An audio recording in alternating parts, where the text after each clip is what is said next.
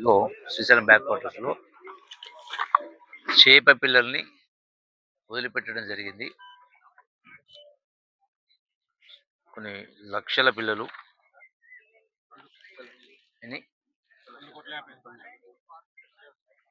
సరే ఇది ఏంటంటే ఈ సీడ్ సైజ్ బాగున్నది.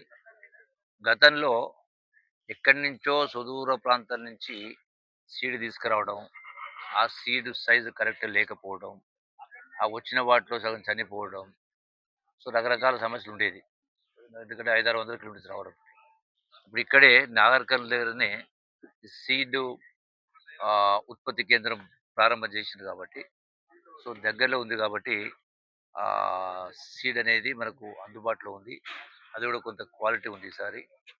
సో, దాన్ని చేసే కార్యం పెద్ద ఎత్తున చేస్తా ఉన్నాం. నా విజ్ఞప్తి ఇక్కడ నాగర్ కర్నూల్ జిల్లా అయినా,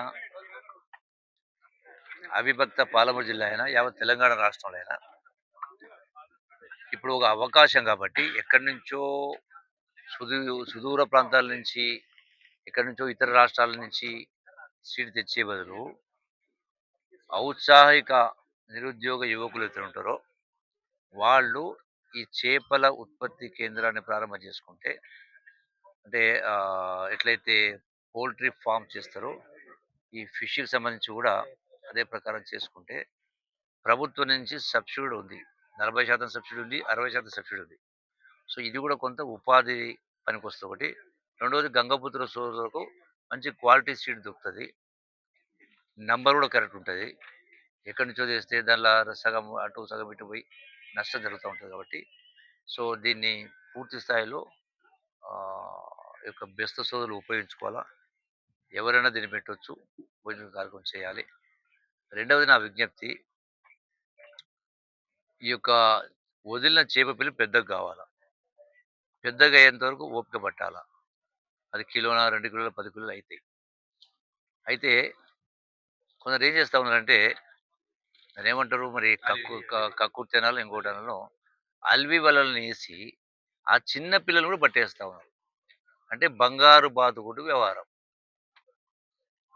బంగారు బాతు అంటే బాతు బంగారు పెడుతుందని మొత్తం ఒకటేసారి కోసేస్తే అది ఏముంటది? అట్లాగే ఈ చేప పిల్ల పెరిగి పెద్దగా కావాలి కాబట్టి నా విజ్ఞప్తి మొత్తం గంగపుత్ర సోదరులందరూ కూడా ఈ చేపల వృత్తులు చేసే వాళ్ళందరూ కూడా విజ్ఞప్తి, దయచేసి పొరపాటు అటువంటిది చేయొద్దు.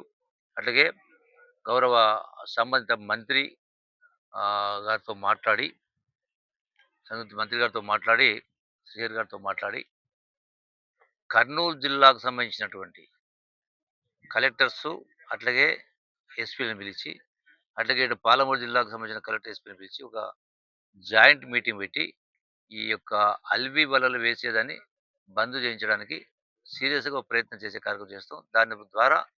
దాని ద్వారా ఈ చిన్న పిల్లలు పట్టకుండా ఉంటే బెస్త వాళ్లకు ఆదాయం పెరుగుతది.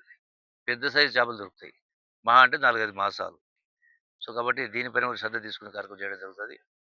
అట్లాగే ఈ ప్రాంతం టూరిజం కూడా ఇంకా డెవలప్ అయితా ఉంది కాబట్టి ఇక్కడ ఒకటి ఏమంటారు ఫ్లోటింగ్ ఫిష్ రెస్టారెంట్ ఒకటి ఏర్పాటు చేయబోతా ఉన్నాం. ఎందుకంటే తక్కువ ధరకు చేపలు అమ్ముకోకుండా వాటినే రకరకాల ఫ్రైయా, పులుసా, రకరకాల ఉత్పత్తులు తయారు చేస్తే ఈ టూరిస్టులు వచ్చిన వాళ్ళు ఆ బోట్ దగ్గరికెళ్ళి అక్కడే అందులో బోట్‌లోనే చైర్స్ ఉంటాయి, కుర్చీలు ఉంటాయి.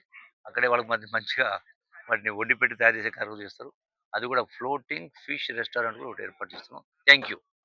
అసలైన తొలి వెలుగు. ఫాలో వాట్సాప్ @తొలి వెలుగు అఫీషియల్.